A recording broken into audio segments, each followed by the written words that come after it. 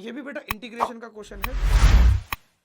log x upon में x i is equal to a by B और ये dx। चलो अब इसका इंटीग्रेशन आपको करना है। ये बेटा क्या आपका डेफिनेट इंटीग्रेशन है। डेफिनेट इंटीग्रेशन बेटा वो इंटीग्रेशन होता है जिसमें बेटा आपको लिमिट्स भी दी होती हैं, यानी कि ये लिमिट्स भी आपको पुट करनी होती है। तो कोई बात नहीं, नहीं आता भाई सिखा देगा, ठीक है, डोंट वरी। अब इस इंटीग्रेशन में बेटा सबसे पहले बेटा एक बात का ध्यान देना होता है, जब भी आप बेटा कभी इंटीग्रेशन करो ना तो एक चीज हमेशा चेक करो, रिश्तेदारी।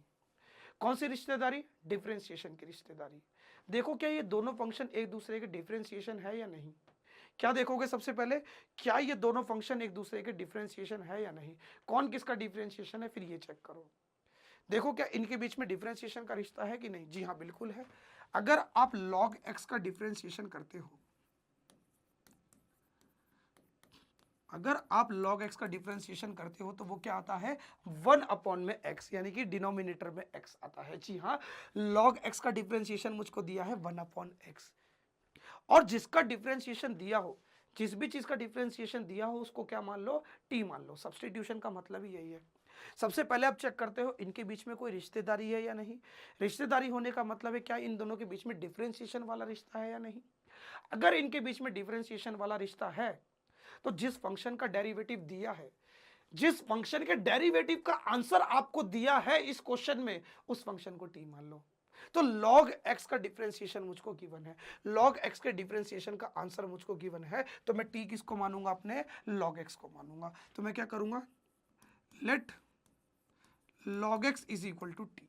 क्या मान लूंगा, log x को मान लूंगा t, क्योंकि दो फंक्शन कुछ इस प्रकार से आ जाएंगे तो मुझको इंटीग्रेशन करने में थोड़ी दिक्कत होगी। अब देखो a से लेके b, log x को क्या मान लिया अपने, log x को मान लिया t अपॉन में x dx। अब फिर से वही बात पड़ गई, जब भाई जब तूने सब चीजों को t में बदला है तो इसको भी बदल, इसको भी बदल, दोनों को बदल। देखो बेटा इस x का तो मैं कुछ नहीं कर सकता, पहले dx को बेटा dt में बदलते हैं।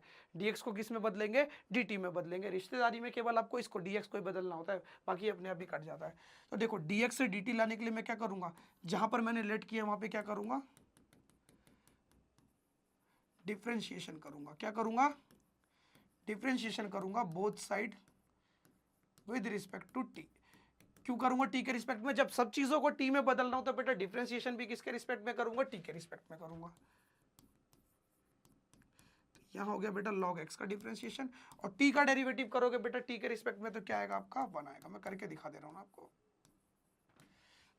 अब log x का डिफरेंशिएशन होगा तो क्या आएगा, 1 अपॉन एक्स। log x का डिफरेंशिएशन क्या होता है, 1 अपॉन एक्स। अब भाई फंक्शन का हो गया, अब क्या करोगे, इसके एंगल का करोगे। पहले पावर, फिर फंक्शन, मल्टीप्लाई, फिर उसका एंगल। एक्स वगैरह के पास बेटा कोई भी एंगल नहीं होता, इसलिए बेटा उनका एंगल का डिफरेंशिएशन नहीं होता। लेकिन लॉग के पास बेटा एंगल होता है। लॉग कभी सिंगल नहीं होता, एक एंगल के साथ होता है, एक एंगल के साथ होता है। log 2 होगा, log x होगा, log 7x होगा, log x स्क्वायर प्लस 1 होगा। log कभी सिंगल नहीं होता, log हमेशा अपने एंगल के साथ होता है। तो देखो log x का जो डिफरेंशिएशन है वो हो गया बेटा 1 अपॉन एक्स। और उसके बाद बेटा क्या करोगे, इसके एंगल का, एंगल कौन है आपका, x, तो x का differentiation with respect to t। फिर बेटा क्या किया, उसके एंगल का किया डिफरेंशिएशन, किसके रिस्पेक्ट में, t के रिस्पेक्ट में किया। ये तो बेटा आ जाएगा आपका 1। अब यहां से बेटा निकालो dx की वैल्यू। तो देखो ये dt यहाँ पे डिवाइड में, इक्वल टू के उधर जाएगा तो मल्टीप्लाई में, ये x यहाँ पे डिवाइड में, इक्वल टू के उधर जाएगा तो मल्टीप्लाई में। dx को अकेला छोड़ने का, क्योंकि dx की वैल्यू निकालनी है तो dx को अकेला छोड़ेंगे। अब देखो dt डिवाइड में था, इक्वल टू किधर गया तो मल्टीप्लाई, डिवाइड में था, इक्वल टू किधर गया तो मल्टीप्लाई। बस अब इसको लॉग करने का और पुट कर देने का यहां, t अपॉन में x, dx की जगह पे क्या जाएगा आपका dt मल्टीप्लाई x। ये x से ये x कट जाएगा, इसलिए मैंने उस x को नहीं हटाया। समझ में आई मेरी बात, क्योंकि रिश्तेदारी में बेटा वो रिश्तेदारी देखी तो मैंने इसलिए थी जिससे मैं इनको काट के एक फंक्शन को हटा सकूं, क्योंकि दो फंक्शन का एक साथ डिफरेंशिएशन इंटीग्रेशन करना बहुत मुश्किल है। डिफरेंशिएशन तो हो जाता है प्रोडक्ट रूल, क्वेश्चन रूल लगा के, लेकिन इंटीग्रेशन में ऐसा कोई भी मेथड नहीं है। इसलिए बेटा मुझे एक फंक्शन को हटाना अनिवार्य था, इसलिए बेटा मैंने इनके बीच में रिश्तेदारी देखी और जिसका डेरिवेटिव प्रेजेंट था उसको टी माना। फिर टी मान के जब बेटा dx को dt में बदलूंगा तो उसका डिफरेंशिएशन आ जाएगा और उससे वो कट जाएगा। चलो अब कट गया। अब देखो यहाँ i is equal to a से लेके b तक t dt। चलो बेटा अब इसका इंटीग्रेशन करते हैं, ठीक है, इसका इंटीग्रेशन करेंगे। चलो पहले मैं थोड़ी सी जगह बनाऊं।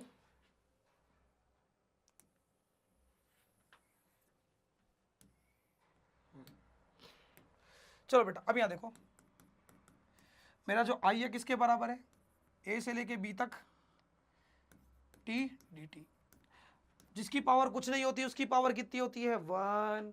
तो याद करो x की पावर n का इंटीग्रेशन क्या होता है, x की पावर n का इंटीग्रेशन होता है x की पावर n+1 अपॉन में n+1। जहां भी वही चीज कर दो,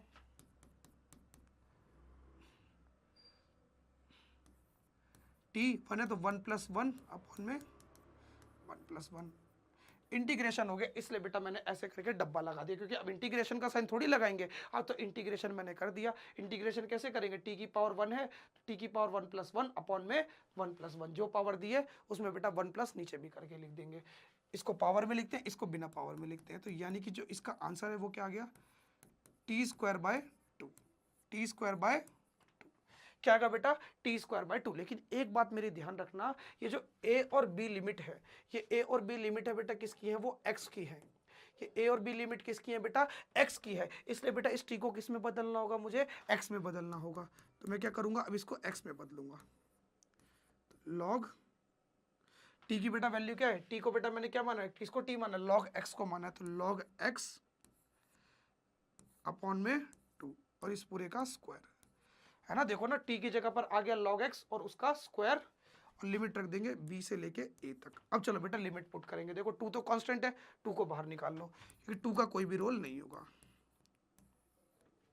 अब क्या करूंगा, अब एक बार बेटा b पुट करूंगा, तो log b का स्क्वायर। देखो ना भाई, इधर देखो, इधर देखो, कुछ नहीं करना, कुछ नहीं करना। फिर से देखो, t को बेटा मैंने क्या माना, t बेटा t मैंने किसको माना, log x को माना है। तो t की जगह पे आ गया log x और उसका, t की जगह पे आया log x और उसका स्क्वायर, ठीक है, अपॉन में 2 p/a, ठीक है। 2 अपने आप को नहीं बदलता, इसलिए 2 को मैंने बाहर निकाल दिया, क्योंकि जो लिमिट पुट होगी वो किसकी जगह पर होगी, x की जगह पर होगी। तो x वाले फंक्शन को रहने दिया। अब लिमिट पुट कैसे करते हैं, ये जो आपको लिमिट दी होती है बेटा, ये इसे पुट कैसे करते हैं, अपर लिमिट पुट करते हैं। फंक्शन में क्या करते हैं, जहां भी आपको x दिख रहा है बेटा उसकी जगह पे क्या पुट कर दोगे, b, फिर माइनस, पहले अपर लिमिट पुट करते हैं माइनस, फिर पुट करते हैं लोअर लिमिट। लोअर लिमिट क्या आपकी a, तो log a और उस पूरे का स्क्वायर, यानी कि x की जगह पे क्या आ गया बेटा a और फिर उस पूरे का स्क्वायर। अब मेरी एक बात ध्यान से सुनो, क्या बात ध्यान से, मैंने एक बात बताई थी, लॉग याद करो, मैंने इससे प्रीवियस जब पेपर आपको सॉल्व करवाए थे तो लॉग की एक स्पेशल बात बताई थी। क्या, कि लॉग जो है वो उड़ते हुए परिंदे को अपने कदमों में ले आता है। लॉग कभी किसी को अपने से ऊपर नहीं देख सकता, आपको ये बात ध्यान रखनी है। अगर लॉग के ऊपर कोई चीज है तो वो उसको कहाँ ला के फेंकेगा, अपने कदमों में ला के फेंकेगा। तो बेसिकली अगर आप इस 2 को देखो तो ये फड़फड़ा के ऊपर की तरफ है, किसके, लॉग के। लॉग है, लॉग देखेगा भैया तू मेरे से ऊपर नहीं निकल सकता, अपने से ऊपर मैं किसी को नहीं देख सकता, क्या करेगा, इस 2 को उठा के अपने कदमों में फेंक देगा।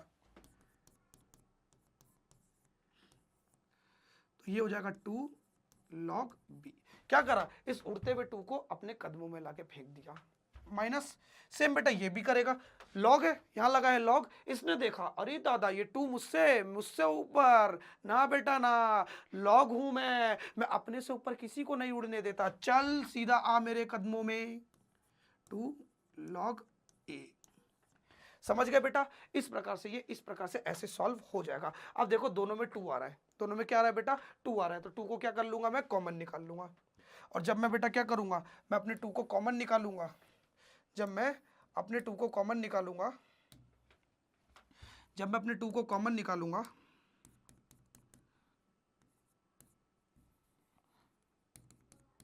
जैसे ही मैं अपने 2 को कॉमन निकालूंगा तो यहां पर ये 2 कॉमन आ जाएगा, इस 1 के साथ मल्टीप्लाई होकर क्या हो जाएगा, 2 हो जाएगा, और अंदर बचेगा log b minus log a।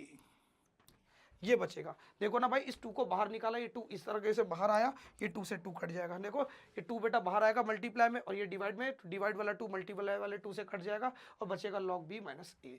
अब याद करो, मैंने एक चीज़ और बताई थी, log क्या करता है, अगर दो चीज़ें कुछ इस प्रकार से ऐसे करके लिखी होती हैं डिवाइड में, तो log उनको स्प्लिट कर देता है माइनस में। डिवाइड वाली चीज़ को बेटा स्प्लिट कर देता है माइनस में, और मल्टीप्लाई वाली चीज़ को, लॉग जो है मल्टीप्लाई वाली चीज़ को बेटा किस में स्प्लिट कर देता है, एडिशन में।